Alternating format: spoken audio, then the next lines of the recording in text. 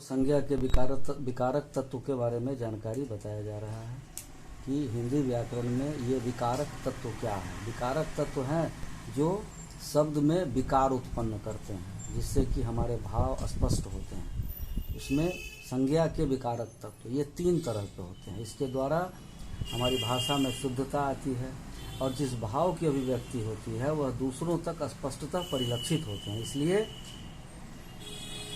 और ये जो है यह लिंग के सबसे पहले विकारक तत्व में आता है लिंग। यह लिंग क्या है? यह हमें बताता है कि वाक्य में प्रयुक्त शब्द पुरुष जाति का है या स्त्री जाति का। भाषा की शुद्धता, हमारी भाषा शुद्ध हो सके, इसके लिए जरूरी है कि शब्दों का उपयोग और प्रयोग शुद्ध हो, ताकि भाषा के अंतर्गत भाव शुद्ध परिलक्षित और प्रदर्शित हो सके। इसके लिए शब्दों की पहचान कि वह पुरुष जाति का है या स्त्री जाति की।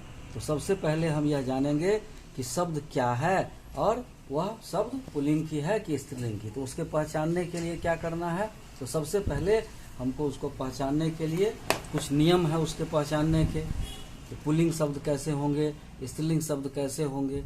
तो मोटी, भारी भरकम, बड़ी, बेडौल वस्तु प्रायः शब्द ऐसे होते हैं जो पुल्लिंग के होते हैं। जैसे भारी भरकम में जैसे कूड़ा, बंडल, लक्कर, गट्ठर, बोरा, रस्सा, डब्बा, पर्वत, ये सब जो है मोटा है, भारी है, भरकम है, बेडौल है। उसके बाद दूसरा होता है कि इसी में तो ये शब्द प्रायः पुल्लिंग के होते हैं। उसके बाद देश, पर्वत, समुद्र, पेड़, अनाज, धातु, ग्रह, मांस, वार, रत्न, दर्भ आदि शब्द जो होते हैं वह पुल्लिंग होते हैं। जैसे देश जापान, रूस, चीन।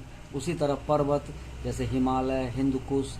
जैसे समुद्र हिंद महासागर, अरब सागर। उसके बाद पेड़ तो जामुन, नीम, आम, बरगद।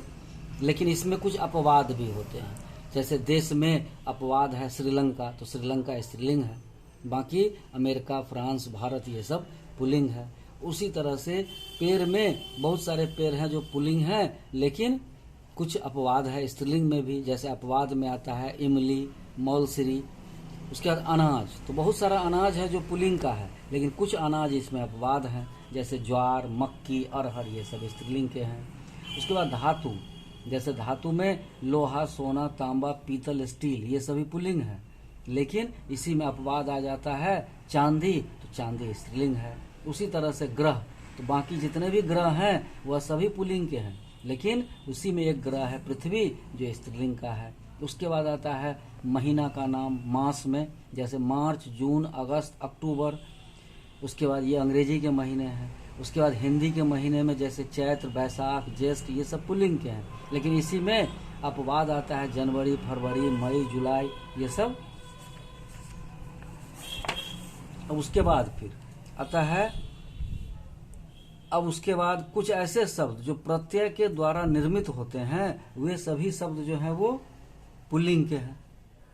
जैसे अक, त्व, ना, य, आपा, आओ, आवा, औरा, पन इत्यादि से जो प्रत्यय लग के शब्द बने होते हैं, ये शब्द प्रायः पुल्लिंग के होते हैं। जैसे अक से चालक, पालक, त्व से महत्व, पुरुषत्व, ना से टहलना, पढ़ना, लिखना, य से स्वास्थ्य, शिष्य, मनुष्य।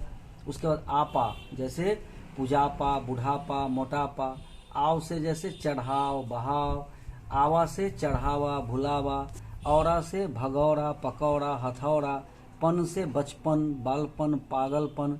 उसके बाद शरीर के कुछ अंग पुल्लिंग होते हैं, जैसे सिर, हाथ, पैर, मस्तक, ये सब पुल्लिंग है, लेकिन इसी में कुछ अपवाद है, जैसे हथेली, नाक, जीभ, स्त्रीलिंग के शब्द हैं। अब उसके बाद आता है अरबी फारसी के खाना से जो अरबी फारसी के जो शब्द हैं, उसमें बहुत सारे शब्द हैं जो स्त्रीलिंग के हैं और बहुत सारे शब्द हैं जो पुल्लिंग के हैं। अब जैसे जेल खाना, डाक खाना, शराब खाना, दवा खाना, ये सभी शब्द पुल्लिंग के होते हैं। उसके बाद अरबी फारसी के दान से अंत होने वाले शब्द, जैसे फूलदान, इत्रदान, कमलदान, रोशनदान, ये सभी पुल्लिंग के शब्द हैं। उसके बाद अरबी भाषा के बाद आता है बाला शब्द से अंत में होने वाला शब्द, यह पुल्लिंग के होते हैं, जैसे फूल वाला, गांव वाला। उसके बाद जैसे अंत में एरा शब्द जुड़े होने वाले जो होते हैं वो पुल्लिंग के होते हैं, जैसे मौसेरा, चुचेरा, फुफेरा, ममेरा।